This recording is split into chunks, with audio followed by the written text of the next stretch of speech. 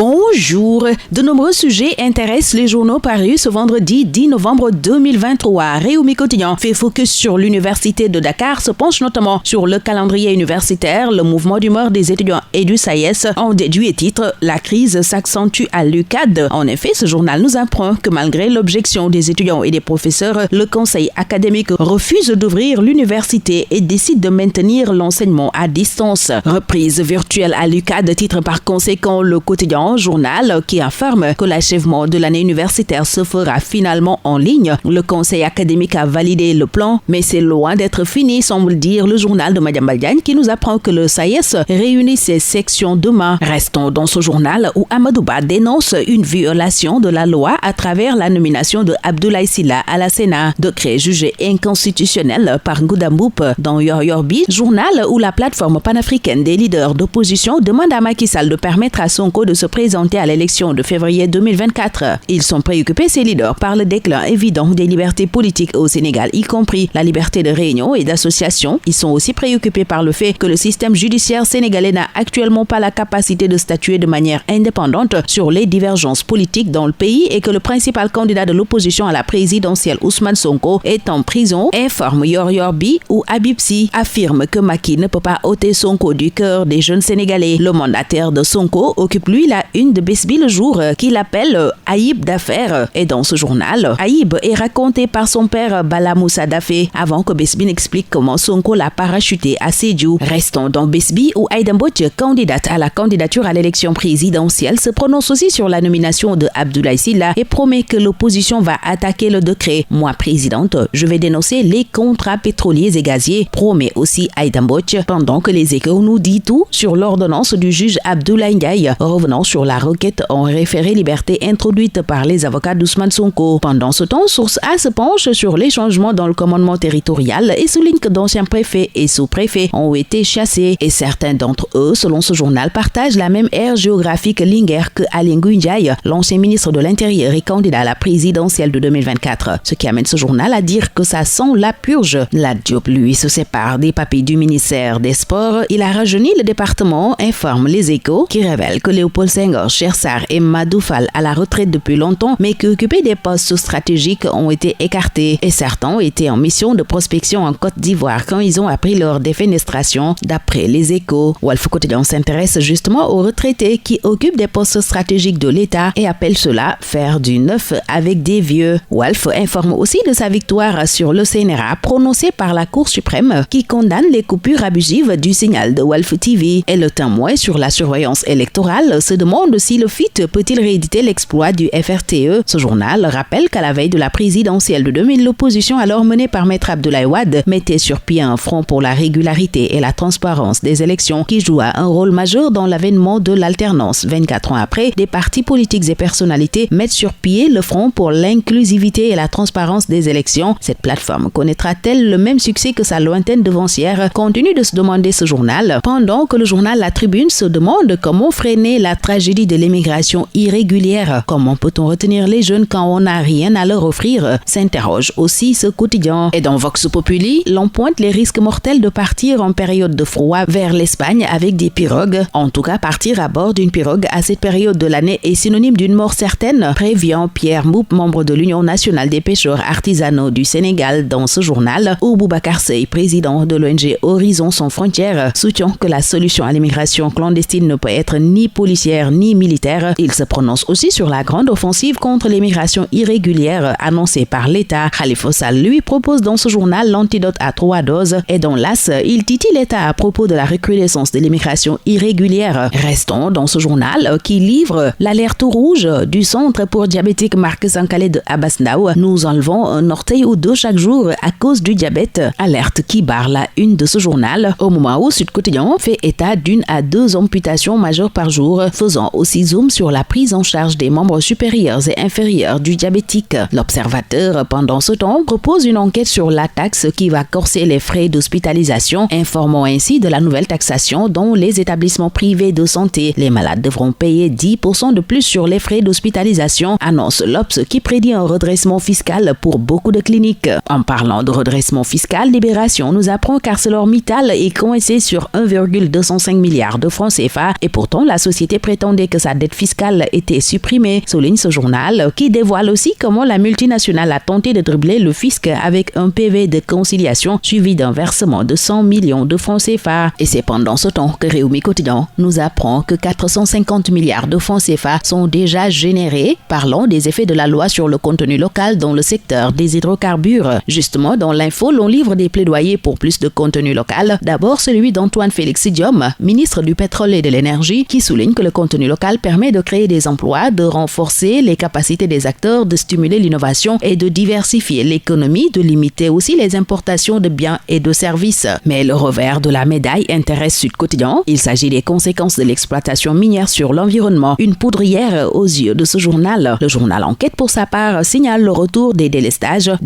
qui indisposent de plus en plus les Dakarois, et la Sénélec dans ce journal parle de coupures ponctuelles destinées à permettre un meilleur entrée du réseau. Et concernant la pétition des consommateurs, Enquête annonce une nouvelle rencontre avec la Sénélec prévue le 13 novembre prochain. Pour la CAN Côte d'Ivoire 2023, la billetterie en ligne sera lancée ce week-end, une information livrée par Réumi Quotidien dans sa version sport, où Firmino parle des rapports entre Salah et Mané et révèle qu'ils n'ont jamais été les meilleurs amis. Et Salah a frustré tout le monde lorsqu'il ne passait pas le ballon, ajoute Firmino. Aliou Cissé, lui, va miser sur la continuité avec la liste des Lions contre Soudan du Sud et Togo, informe Stade le quotidien du sport. Et nous terminons avec celui des arènes sénégalaises, Sunu Lamb, qui livre la réponse de Eumeu Sène à Tapha Tine, je cite: « Je ne crains rien chez lui et ne le calcule pas ». Fin de citation. Fin aussi de ce tour des journaux. Très bonne lecture, excellente journée à tous.